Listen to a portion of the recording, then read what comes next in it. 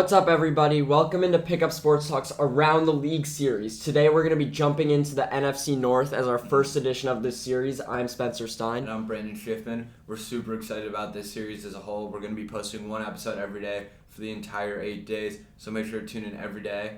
We're super duper excited. Let's start with our hometown Bears. Right? Yeah, so we're going to go through each team in the division, kind of give a talk about them, and then talk about who is going to win the division. So, as you said, let's start with our hometown Bears. Yeah. The headliner here has got to be the Roquan Smith situation. I know you recorded a special about it when it was first happening, so I want you to basically give your take on it now. He was taken off the PUP list. Yep. So, what is your updated take on the Roquan Smith situation? Just summarize that real quick. So, I've seen and heard a lot of different things. I'm seeing actually a lot of NFL reporters now saying it might be something similar to the Deebo Samuel 49ers situation where Deebo was saying all offseason, I'm leaving, I'm done, I don't like San Francisco, and then he got a very generous contract. I think it could be something similar to that. With that being said, Roquan Smith has always seemed like a very down-to-earth guy, and in his note to Chicago, he did call the situation unfixable, and that it wasn't exactly unfixable, but he basically said it's an unfixable situation. So I'm very nervous about that, but with that being said, I do have good hopes that the Bears re-sign him. I believe in Ryan Poles because I really don't have a choice at this point. It's kind of different than what you were saying in that episode where, Poles might be horrible. The more I'm seeing, the less so I'm freaking out. now you're kind of jumping on where I saw it. From the very jump, I never thought Roquan Smith is leaving, and here's why. One, he doesn't have an agent. I think if he did have an agent, we would have a deal done by now, and I think that's a big mistake by Roquan Smith not having an agent. Mm-hmm. But what I really think is that it was a leverage move, and it was his attempt to get his story out, because normally when you have an agent, they're the one leaking, pushing a story, and he doesn't have one. So this was his best resort to just make it public. He thought maybe it would help him leverage wise, and I don't know how much it will, but realistically, when Adam Schefter, I saw this the other day, and it could be false, but he said the offer was generous and it was good for a linebacker, because linebacker's not totally high value position, especially playing that has gone undervalued. Especially playing the will linebacker as Roquan Smith does, and I don't know if any other team would pay him more than the Bears. Additionally, the Bears wouldn't trade him for anything less than a first, and I don't know if that offer's out there, especially if a team knows we need to trade a big pick and then pay him big time. So I think when Roquan Smith sees that, he'll stay in Chicago. I think the Bears do want him. I do believe that Poles wants him. And people were hating on Poles' press conference, but and him doing that instead of just releasing a statement, and that just might have made Roquan more angry. But I really think Poles' statement was good. It showed that he does care a lot, and I think he's trying his best to get a deal done. I wouldn't be shocked if this holdout, it's not a holdout yet, but I wouldn't be shocked if it's turned into a holdout. Yeah. But he's going to get fined $40,000. The Bears could fine him $40,000 for not showing up to practice.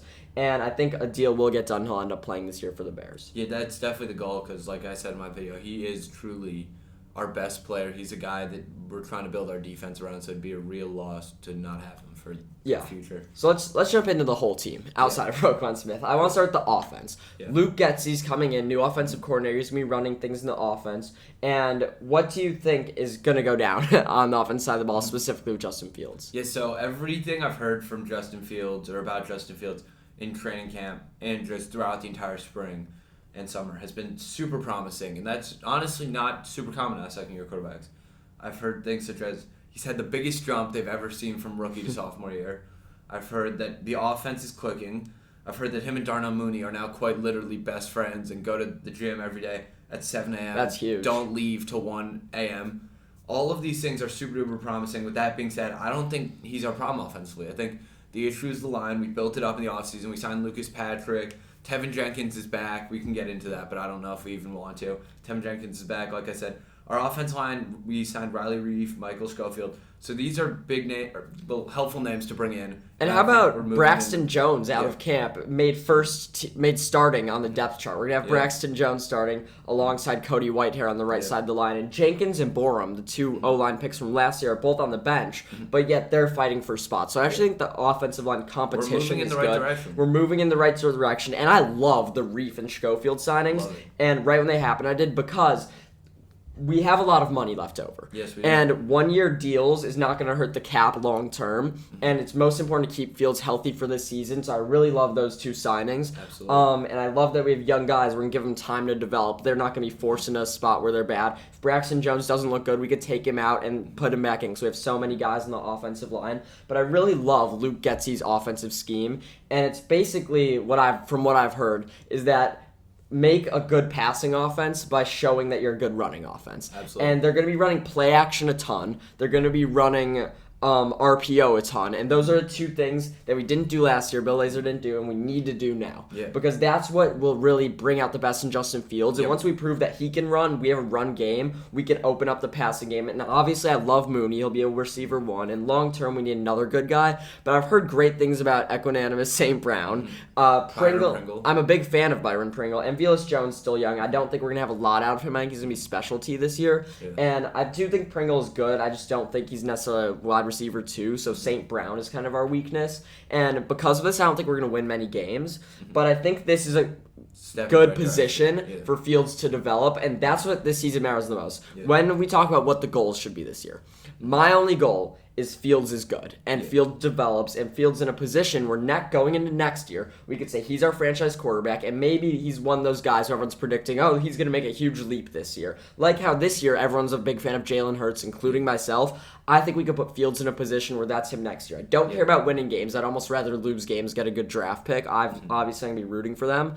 Yeah. But I think that is all I care about this year is that Fields looks good and Fields develops. I could not care less about everything else. Yeah, honestly, Fields developing is one of my goals. The other one, I hope everyone stays healthy. I know it's kind of out of our control, but this is a team that's looking to the future. It'd really stink to just have another injury-filled season. And one last thing before I go to my record prediction. I love the defensive pieces in the secondary. Yeah. Jaquan Brisker and Kyler Gordon, our second-round draft picks this year, are amazing. Jaquan Brisker especially is my favorite player on the team already, ahead of Roquan Smith. I love what he can do back there. And we have 2 other proven guys in the secondary, in Eddie Jackson and Jalen Johnson. So I think that the Bears' passing defense is going to be better than expected. Sure. We don't have any good linebackers outside of Roquan Smith, so if he does go, that's going to be a huge issue. And even our D-line, so our entire interior is not looking great outside of Robert Quinn, who I do think is going to take a step back this year. So our defense is going to be shaky, and that's why I don't see us winning too many games. But I love the development in the secondary. And let me just get into my record prediction. I have the Bears going under the 5.5. That just moved from 6.5. I have them winning 5 games. Week 3 against Houston, Week 4 against the Giants, Week 10 against Detroit, Week 11 at the Falcons, and against Green Bay at home, Week 13. Now, when you look at their schedule, the first 4 games I mentioned are expected to win, but they can go either way. But I also have them losing games, like against the Commanders. I have them losing 1 against the Lions, so I think that's actually fair to say they'll win 4 of those. Green Bay is obviously a surprise pick that's kind of out there, but then again, I had to pick one game that they're going to win that they weren't favored in, and I have them losing 2 against Minnesota. I have them losing to the Jets. I have them losing to the Niners, the Patriots, the Bills, the Eagles. Of all those games, they shouldn't be favored in any of them, but you'd expect them to win one of them. Totally. So I think having them win Green Bay is kind of an advantage, plus having them win those 4. So I think 5 is really a fair number. I have them winning 5 games. Honestly, I'd rather have the good draft pick, but if they look good this year and win games, I will not be unhappy. I also personally have them winning 5 games. I'm not going to break the games down.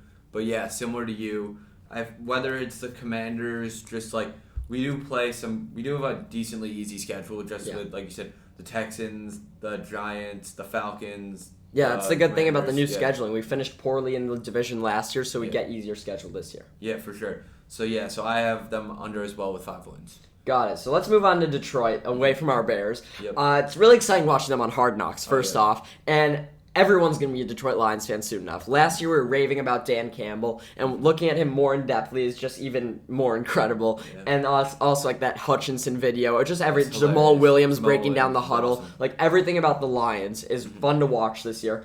But their expectations still, I don't think, are very high. They're still... I think a lot of people look at them similarly to last year. Yes, they picked up Hutchinson. Yes, they picked up Jameson Williams, but he might not play for a bit. Yeah. And so I don't think necessarily they're expected to go over the 6.5. Yeah, no, I don't either. I think a lot of people see them as a team that's going to be better than they are, but are realistic about their win total. And what I mean by that is people are like, oh, the Lions can play spoiler. but they're only going to win 6 or 7 games. So it's kind of questionable. It's up in the air. What do you think, though, their strength is? Because I know you're talking about Amari Oruwariye the other day, and you think he's going to lead the league in interceptions. But what do you think about their defense as a whole outside of him? I think they have some good pieces, and they're moving in the right direction, but I think the strength of their team really lies in their offensive line. I mean, they have Frank Ragnow, who's been great for years and years. Penei Sewell, who was a top, 7 pick last year. So, yeah, I think their O-line's moving in the right direction, and I think overall as a whole, they're just a talented offensive line. I think that their offense is going to be an interesting case this year because now they fully have the weapons. They have the weapons of an above-average team, but their quarterback is their biggest weakness by just a landslide, and it's definitely concerning. So, yeah, I agree that they're building in the right direction. It all starts with O-line. That's kind of why I like Swift this year in fantasy. I'm not going to go into fantasy too in-depthly, but I think that he's a big passing back, but they could also hand off to him, and that's kind of where the offense is going to center around. I don't see a big year for Goff, as you said. That's clearly their weakness, and I honestly don't love their weapons either. Everyone's big on Amon-Ra St. Brown, but I still don't necessarily think that's going to be a big deal. They have a level of depth at the receiver position that we don't have, though. Yeah, that is true. But I think their offense is going to hold them back, as you said. Their defense is fine. I like their secondary isn't bad, as you said. And I do think Hutchinson is going to make a play for Defensive Player Rookie of the Year. I think should have been the first pick in the draft, frankly. He was in the Heisman running. And he loves being in Detroit. That's pretty clear. So I don't hate their defense. I don't love it. I think it's in the average tier, which is good for the Lions, that they don't have a bottom-of-the-pack defense. And I do think they will be able to squeak out some wins here and there. And as you said, play spoiler, but they're really not anywhere near the playoffs. I completely agree. I'll begin to my record prediction real quick just because we went over our likes and their weaknesses. I personally have them as an absolute sweat, but I think they're going to hit the under of 6.5. I think I have 2 situations playing out.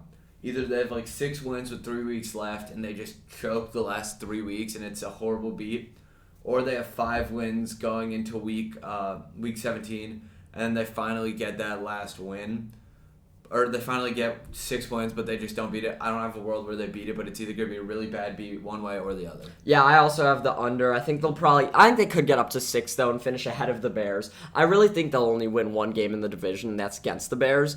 And it's realistic they could beat the Vikings once, but when you look at their opponents outside the division, they have the Jets, they have the Commanders, they have the Panthers, they have Jacksonville, they have the Giants. So those are all winnable games. And I also think New England isn't a great team. Everyone in the division plays New England this year. I think there's a chance the division goes 3-1 against New England. So I think the Lions will get to 6, nothing higher. Yep. Let's move on to the Minnesota Vikings. And I just want to, you know what, Brent, I'll let you give your expectations for team things you like because I'm just going to give a complete spiel on my opinion on the Vikings. Perfect. So my personal opinion on the Vikings, this is a team that's going to put a lot of people on notice this year. I think that although they've always been throughout the recent years a team that's good, not great, I think this could potentially be the year when that changes and they play spoiler and potentially contend for a Super Bowl. I'm not saying it's going to necessarily happen, but it's something to be on notice for sure. That offense is really good. The secondary is not bad. They added Zadarius Smith in the offseason, which has gone completely unnoticed, which I really like. That's not their problem. Their secondary is what's bad. I do not like their secondary at all. Outside of Harrison Smith, their safety. I think it's underrated, though. I think people Patrick act Peterson as if is it's a no good bottom anymore. 5 secondary It is. league, which I disagree with. It is. Patrick Peterson is so washed, and he's their CB1. Harrison Smith is fine as a safety, but Lewis Seen could be their other safety, their pick out of Georgia. Yeah. But right now, it's not looking like they could be a good secondary with him being their second free safety. Harrison Smith's all they got there. Their linebacker's good, though. Their linebacker is good. And they also have Hendricks. Yeah, Eric Kendricks. Their defensive line's good. I think that this is their year if they want to put something together. So, yeah, I'm a huge on the Vikings. I think their defense is what holds them back. But I want to talk about their offense. I think the expectations are definitely high for the Vikings offense. Absolutely. But what I can go out there and say is they have a chance to be the best offense in the league, and I think they will have the best offense in the NFC. Kirk Cousins. And here's why. Kirk Cousins can be a systems QB there because we've seen the Rams have the best offense league with Jared Goff. Yeah. And I want to talk about their new coach, O'Donnell. He is bringing the Rams system to Minnesota, and that system was to open up the field with a zone RB game and basically just spread everything out, get the receivers in action. And when you look at the Vikings offense, they can do that scheme perfectly. Really Justin Jefferson can play like Cooper Kupp did last year out of the slot a lot. Osborne opens up the field. KJ Osborne can do motion, kind of like we saw with Van Jefferson last year in LA. Yeah. But the big point of this scheme is that the zone RB running game opens everything up, and Dalvin Cook is the ultimate guy to do that. Yep. I think Dalvin Cook and Justin Jefferson are going to complement each other perfectly. Dalvin Cook's going to run it up your throats, and if you don't stop Dalvin Cook, Justin Jefferson's then when you stop Dalvin Cook, Justin Jefferson's going to expose you. If you want to play better defensively, you want to play more conservatively and guard Justin Jefferson and Thielen better, Dalvin Cook's going to run up your throats. So the defense are going to have to pick their poison, and I think that's going to be a huge issue. The Vikings offense is going to be incredible. It's going to carry them despite a bad defense. They're going to be playing a lot of shootouts, kind of like we saw the Chiefs doing a bunch of years ago. And I'm taking the over of 9.5 wins. I think the offense does enough to carry them over that hump. They're going to be great offense. And Justin Jefferson, as I said in NFL Hot Takes, this is the first step to a Hall of Fame career. He's going to establish himself best receiver in the NFL. This scheme fits him perfectly. And he's literally, I think, going to be here to stay and could be the next Randy Moss. I know Vikings fans, it's not a name you want to throw around, but Vikings fans are going to be happy with that. For sure, that's definitely a huge trick. I also have them hitting the over of 9.5. I think they might take 11 games this year.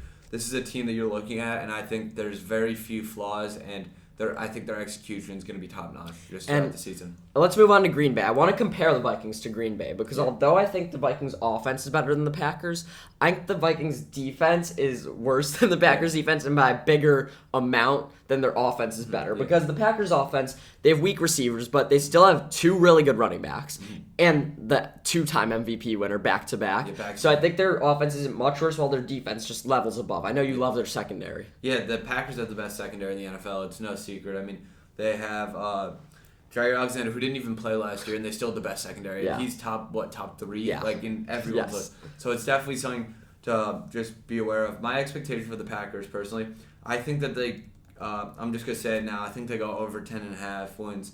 And that was a tough decision for me to make because the truth is that the Packers' expectation is lower than it's ever been, it feels. But at the same time, they have done better, like they've done well with high expectations, and they always kind of dwindle right above that over, and I have no reason to have them taking the under as of right now. Yeah, just touch on their defense a little bit more.